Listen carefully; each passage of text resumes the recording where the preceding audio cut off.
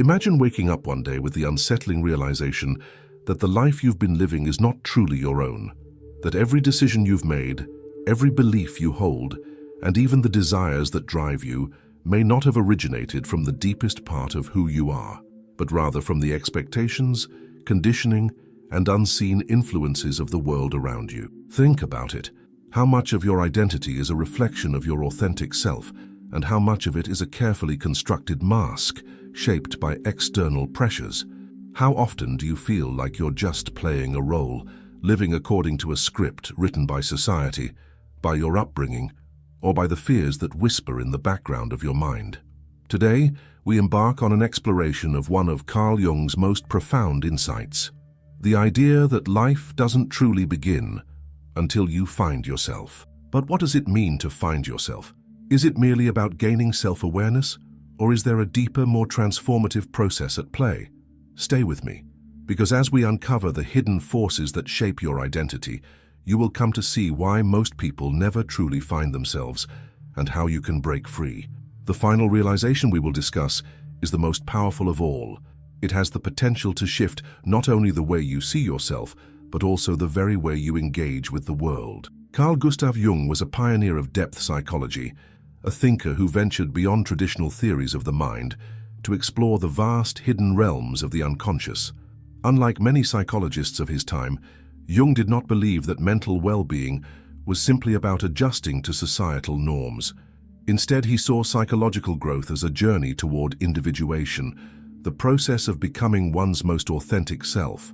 But here's the reality: most people never take that journey. They remain trapped within a version of themselves that has been shaped by external influences. They live according to expectations, never questioning whether the life they lead is truly aligned with who they are. They seek validation from the outside world, believing that happiness comes from approval, success, or fitting in. Yet, deep down, there is a quiet unrest, an unshakable sense that something is missing. Jung believed that true life begins when we stop running from ourselves. But before we can talk about what it truly means to find yourself, we must first understand what prevents most people from ever doing so. From the moment we enter the world, we are conditioned. We are given names, identities, and predefined roles. We are taught what is acceptable and what is not, what is rewarded and what is punished. This process is so subtle and gradual that we rarely question it. We adapt, we conform, and over time we learn to suppress parts of ourselves that don't align with the expectations placed upon us. Think back to your childhood. Were there moments when you expressed yourself freely, only to be met with disapproval? Perhaps you were told to be realistic, to stop being too sensitive, or that certain emotions and desires were inappropriate.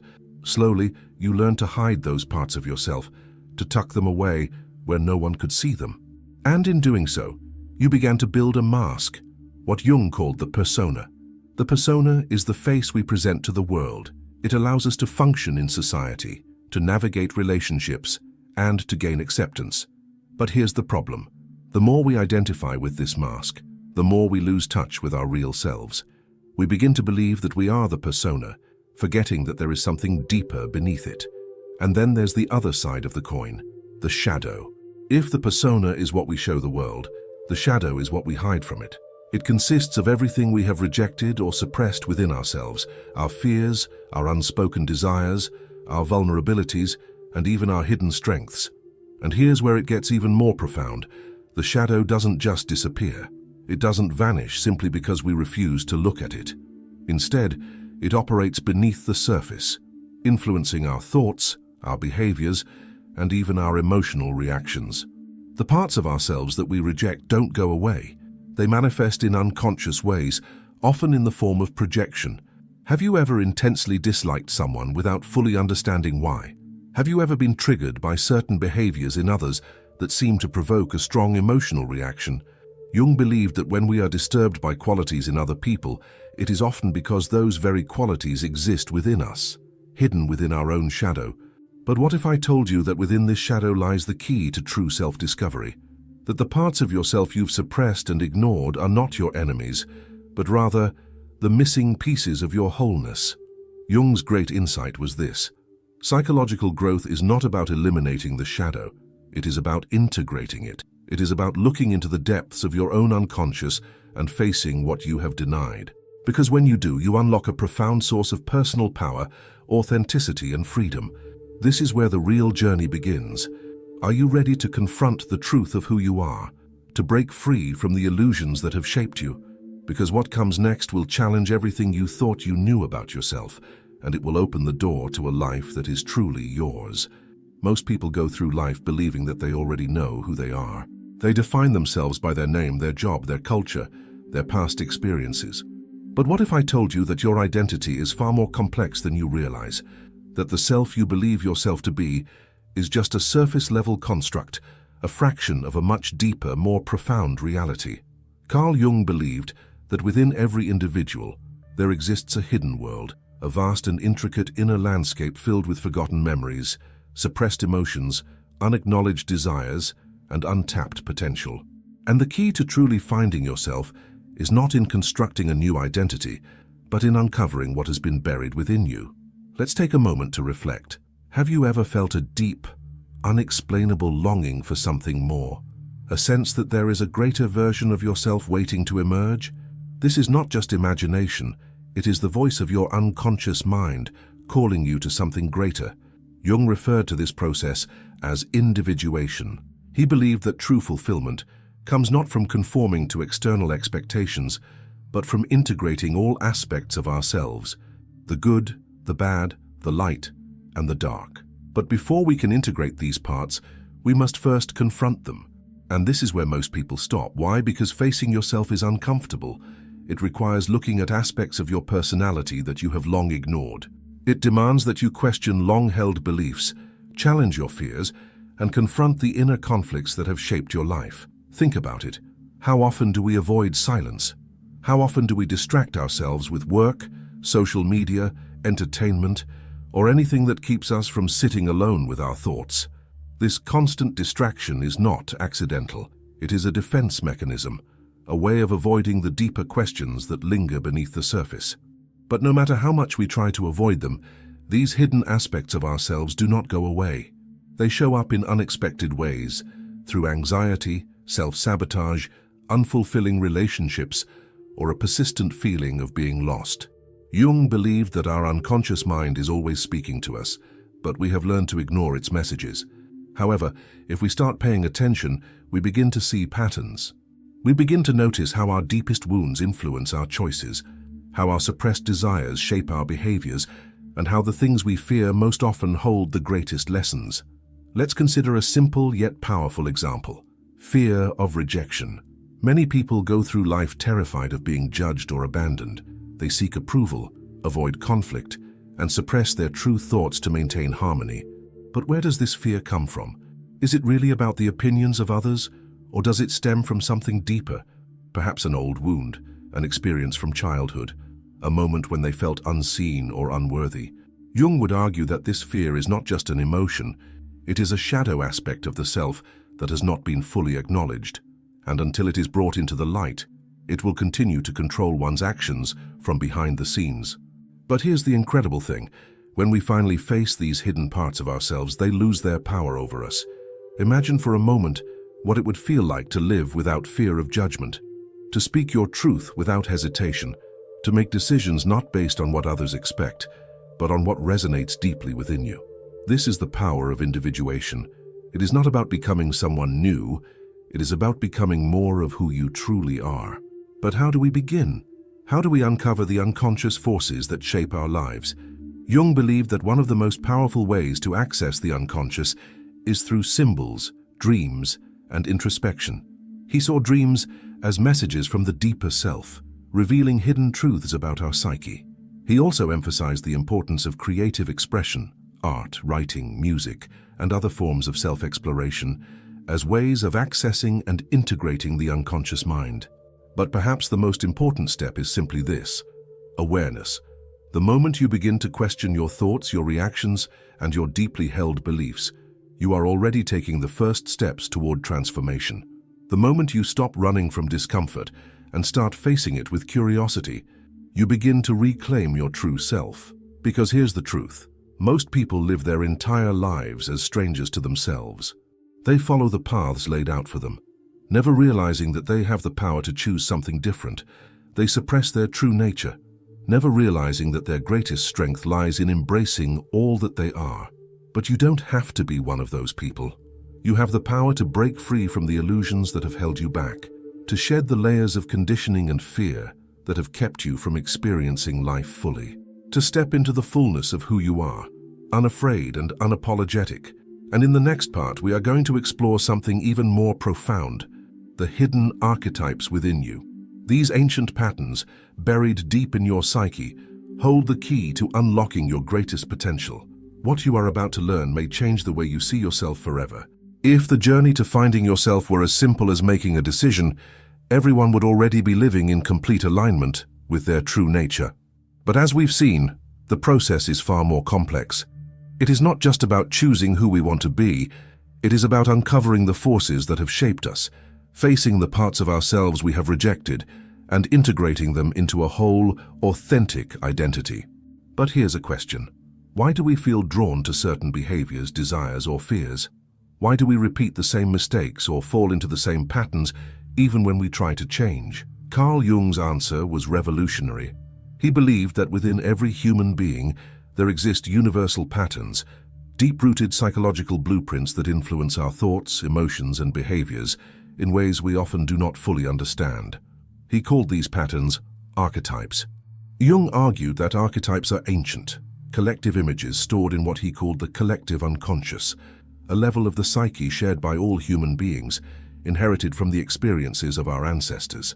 These archetypes shape our personal identity, our relationships, and even the way we perceive the world. Think about the stories that have been told throughout history: the hero's journey, the wise mentor, the shadowy villain, the innocent child. These characters appear in myths, religions, literature, and even in our dreams.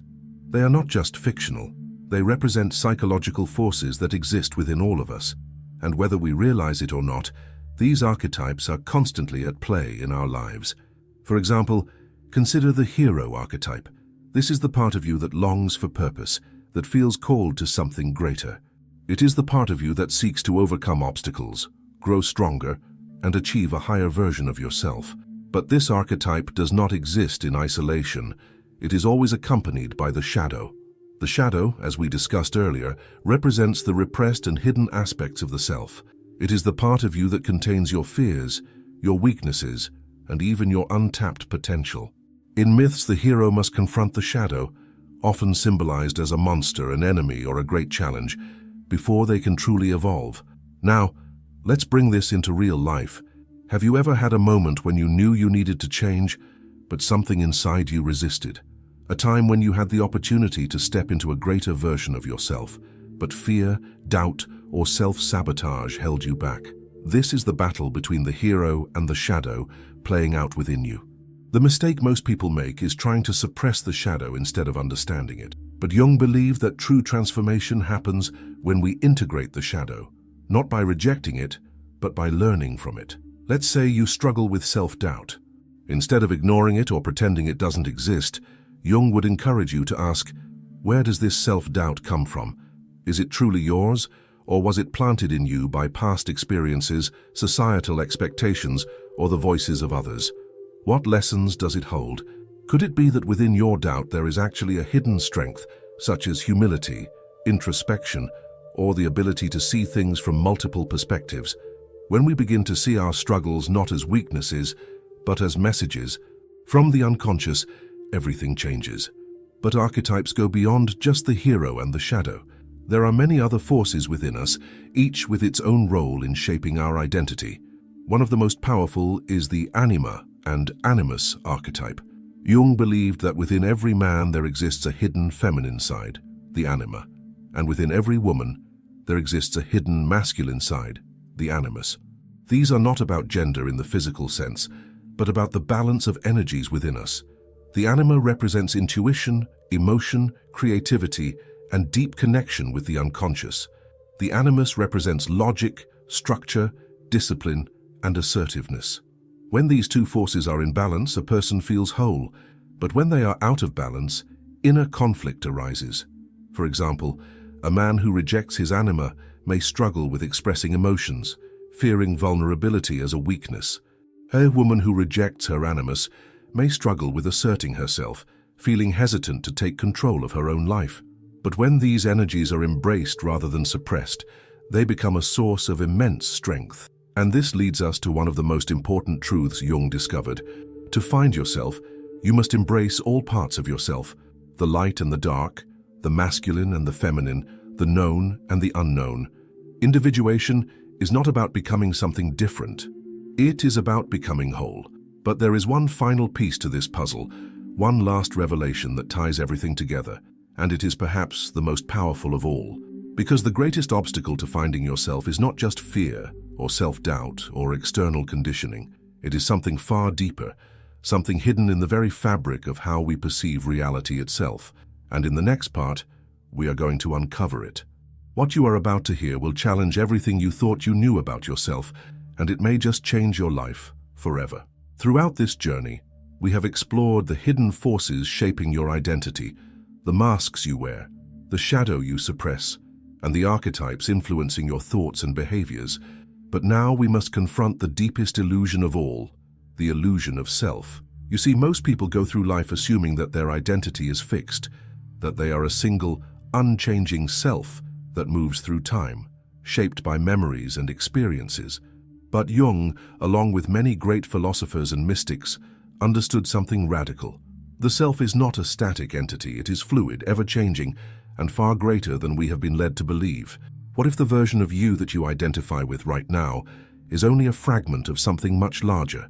What if the person you think you are is just one expression of a limitless consciousness that has been evolving for centuries, across lifetimes, through inherited wisdom and experience? Jung explored this idea through the concept of the self, not the small ego-driven self that clings to labels and fears, but the true self, the totality of who you are beyond the illusions of identity. And this realization is both liberating and terrifying, because it means that everything you have believed yourself to be, all the fears, the limitations, the stories you tell yourself, is not the full truth. It is merely a construct, a temporary framework built by the mind. And here's the most powerful truth of all. You are not just a single, isolated being moving through life. You are a vast, interconnected field of consciousness, carrying within you the wisdom of generations, the depth of the unconscious, and the potential for transformation that is beyond imagination. But if this is true, then why do we feel so limited? Why do we experience suffering, doubt, and fear? The answer lies in the ego. The ego is not the enemy. It is simply the part of the mind that creates a sense of separation. That is the voice in your head that says, "This is who I am and this is who I am not." It builds walls, defines borders, and keeps you tethered to familiar patterns. And while the ego serves a purpose, it is also the greatest obstacle to self-discovery. Because in truth, you are not limited to a single identity. You are a being in constant evolution. And the moment you stop clinging to the idea of who you think you are, you unlock infinite possibilities. But how do you do this? How do you step beyond the illusion of self and into the fullness of your existence? Jung offered a path, one that requires courage, deep introspection, and a willingness to surrender everything you thought you knew about yourself. First, embrace the unknown. Most people fear the unknown because it represents uncertainty, but the unknown is where growth happens. It is where transformation occurs. When you stop resisting the mysteries within you and instead lean into them with curiosity, you begin to see the world and yourself with new eyes. Second, release attachment to labels. You are not just your name. You are not just your job, your past, or your personality. You are something far beyond definition. When you let go of rigid identities, you create space for something greater to emerge. Third, listen to the unconscious. Your dreams, your instincts, your deep intuitions, they are not random. They are messages from the self guiding you toward wholeness. The more you tune in, the more you will begin to recognize patterns, synchronicities, and signs that lead you toward your true path. And finally, surrender to the process. Finding yourself is not a destination. It is not something you achieve and then forget about. It is an ongoing journey, an unfolding of deeper and deeper layers of truth. And here's the ultimate revelation. You were never truly lost. You have always been here. The self you have been seeking has been within you all along, waiting to be remembered. So now, the choice is yours. Will you continue living as a fragment of who you truly are, bound by old fears and illusions? Or will you step forward into the unknown, embracing the vast, limitless being that you were meant to become? Because life does not truly begin until you find yourself. And now, you know the way. Thanks for looking.